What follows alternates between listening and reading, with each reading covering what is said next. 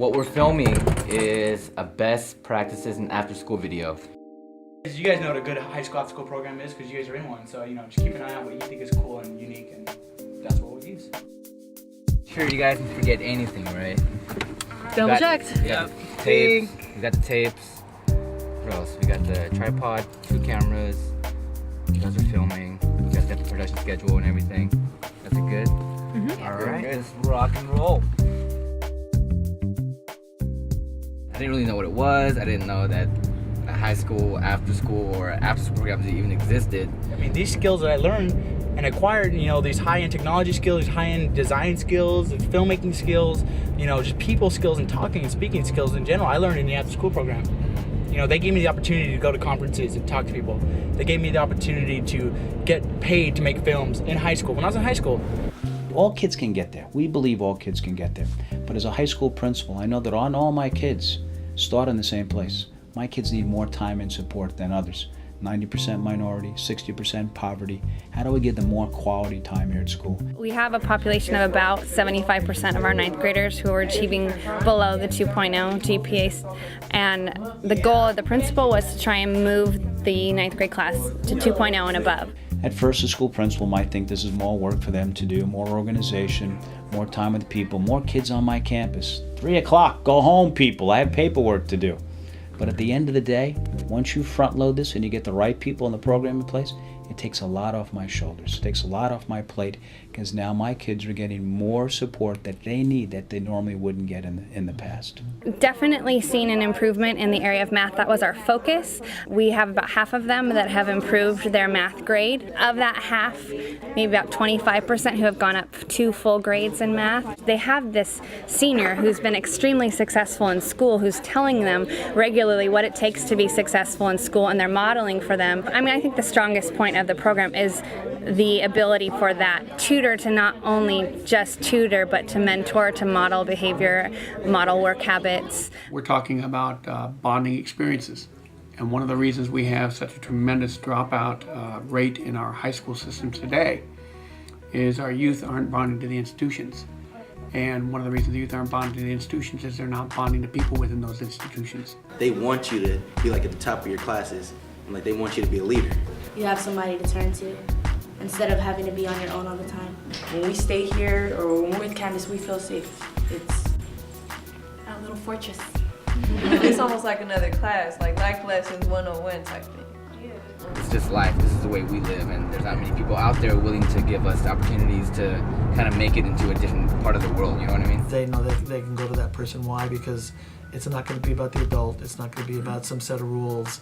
It's about guidance and support that they can get. It's hard to say no to anything, to smoking, to doing drugs, like to anything. And like being here, it probably made me say no to all of that. If this wasn't here, I probably would have been doing drugs. I probably wouldn't have been playing volleyball. I probably would be in a game right now.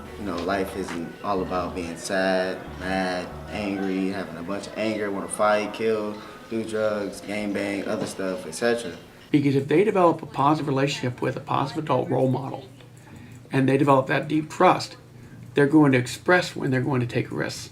And not only that, but when they take risks, they're going to ask for counseling and guidance. They wanted conflict mediation, conflict resolution. At one time, schools used to try to mediate conflict, and at some point, schools became very reactionary in that they began to contact law enforcement anytime there was a fight on campus.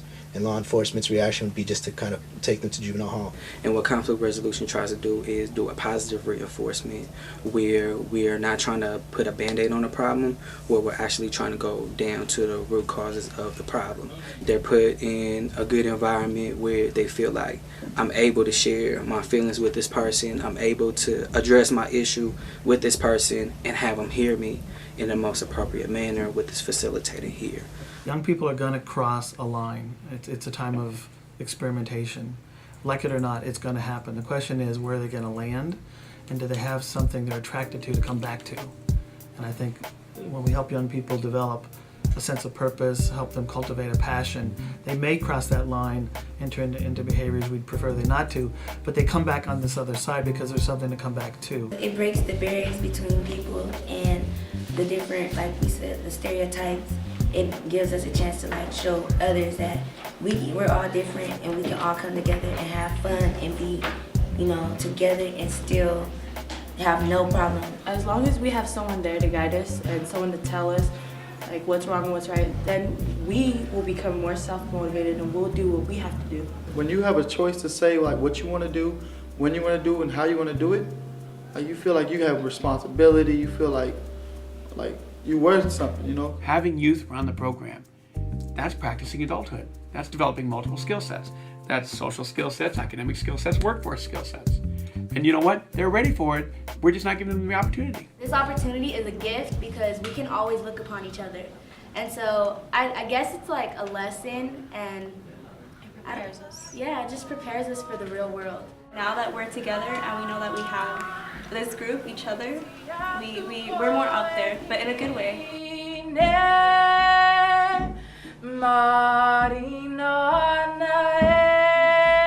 felt, man, good to be with my brother from another mother and stuff. It's real cool. Like, man, we have fun when we do our project.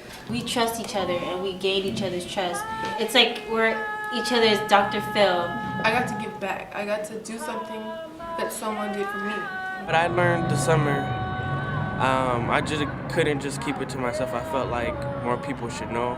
Make me feel good, make me feel like the elder for once, to tell them how to do stuff and know what I'm doing while I'm doing it. It feels real good. And it really gave us a cool idea to give back because, man, we're lucky.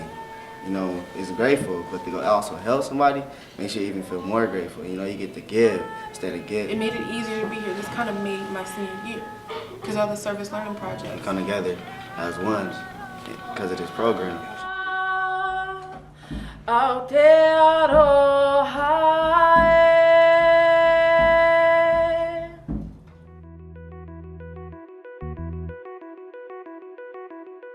Any strong after-school program is going to have a good deal of options for young people to be engaged creatively, whether it's through performing arts, it's through digital arts, it's through fine arts. I think at this age, young people are really looking to speak their voice.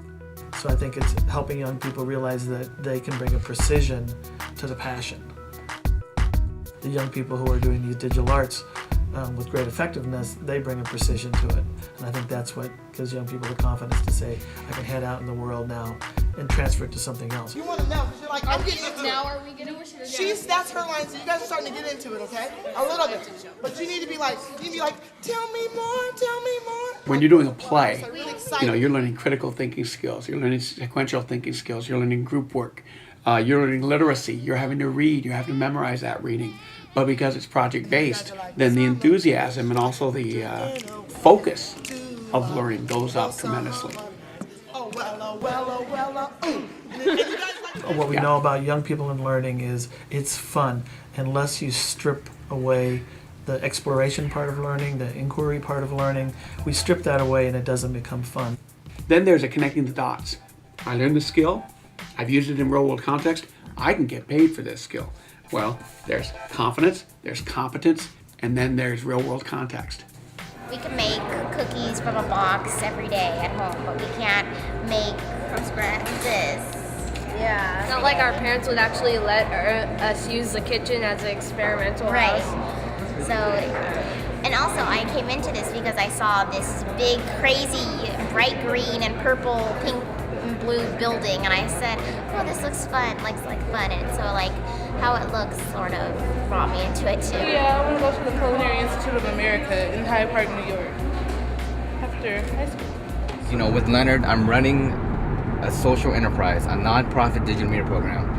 And we're making this video about other after-school programs getting paid a decent amount of money for the job that we do, for the stuff that we do, because of the skills that we have. You know, where else do we learn this kind of things? In an after-school program, you know, and who knew?